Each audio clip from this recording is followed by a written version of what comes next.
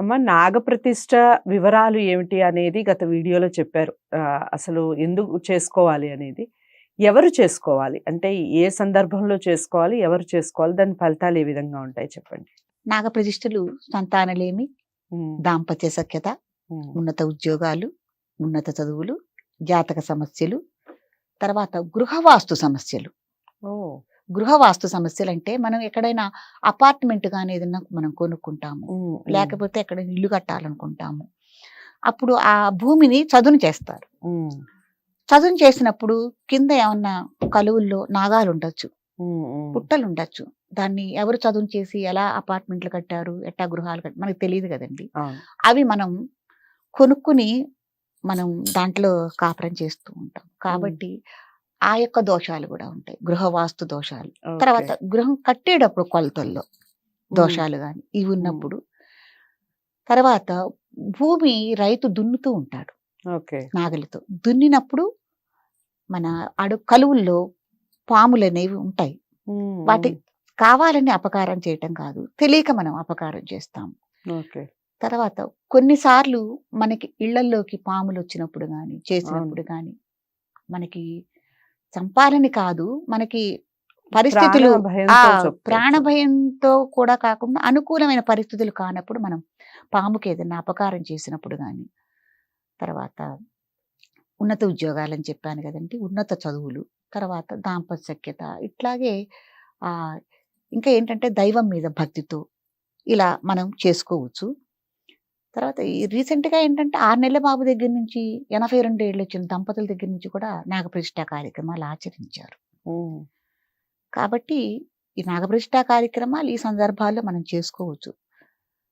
తర్వాత ఈ నాగప్రతిష్ఠ ఫలితాల హ్మ్. ఫలితాలు అనేవి ఇప్పుడు విదేశయానం ఉన్నత ఒక విదేశం వెళ్ళి మనం ఏదైనా ఉద్యోగం చేయాలి, చదువుకోవాలనుకున్న వాళ్ళు ముందు హ్మ్. వచ్చి నాగప్రతిష్ఠ కార్యక్రమం చేసుకుంటే, ఇప్పుడు వీసా రావటం విషయంలో గూడా పిల్లలు చాలా ఇబ్బంది ప్రాబ్లమ్స్ పడుతున్నారు ఫేస్ చేస్తారు. అని అవును. నాతో హ్మ్. చాలా మంది చెప్పడం జరిగిందండి. ఇక్కడ నాగప్రతిష్ఠ చేసుకున్న తర్వాత వాళ్ళకి వెంటనే వీసా వచ్చి విదేశాలు వెళ్ళిన వాళ్ళు చాలా మందున్నారు.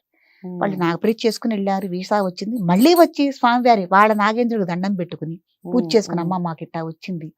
మేము వెళ్తున్నాం. ఉద్యోగ పరంగా గాని, చదువుల పరంగా గాని. హ్మ్. అట్టా వెళ్ళిన వాళ్ళు ఉన్నారు. అట్లాగే సంతానం అంది వచ్చిన వాళ్ళున్నారు మళ్ళీ మళ్ళీ.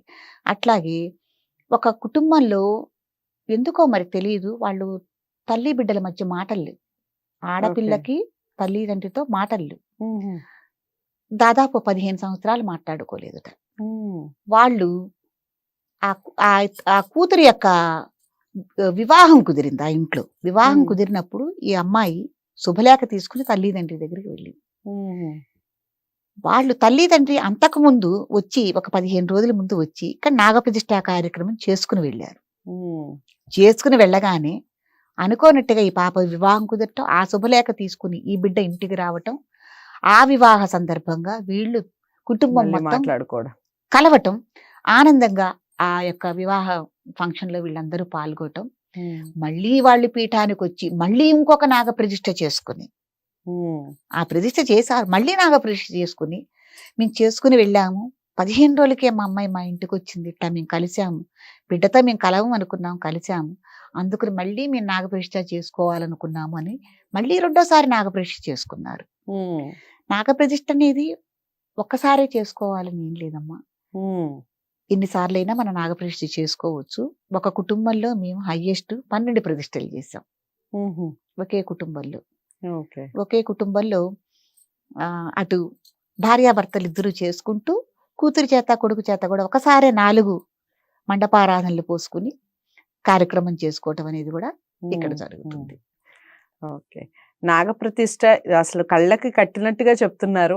మీరు నాగప్రతిష్ఠ చేసుకోవాలి అనుకున్న అమ్మ చెప్పినటువంటి ఎటువంటి కోరికలైనా మనకి మనిషి జీవితంలో ఏదో ఒక లోపం, ఏదో ఒక వెలితి మనకనేది వెంటాడుతూ ఉంటుంది. అన్నీ ఉన్నాయి, అన్నీ సంతృప్తిగా ఉన్నా కానీ ఏదో మనశ్శాంతి అన్నా ఉండకపోవచ్చు. సో, ఏ ప్రాబ్లమ్‌కైనా సొల్యూషన్ దొరుకుతుంది అని చెప్పొచ్చు నాగప్రతిష్ఠ ద్వారా. మీరు నాగప్రతిష్ఠ చేసుకోవాలి అనుకుంటే తప్పకుండా స్క్రీన్ మీద కనపడే నెంబర్‌కి కాల్ చేయండి. తప్పకుండా ఈ వీడియోని లైక్ చేసి షేర్ చేస్తారని అనుకుంటున్నాను. ఇంకా ఎలాంటి విలువైన సమాచారం కానివ్వండి, ఎలాంటి కార్యక్రమాలు చూడాలని మీరు అనుకుంటున్నారు, ఈ విషయాలన్నీ కూడా కామెంట్ బాక్స్లో తెలియజేసే ప్రయత్నం చేయండి. తప్పకుండా మరో వీడియోతో మళ్ళీ మీ ముందుకు వస్తాను. అంతవరకు సెలవు. నమస్తే.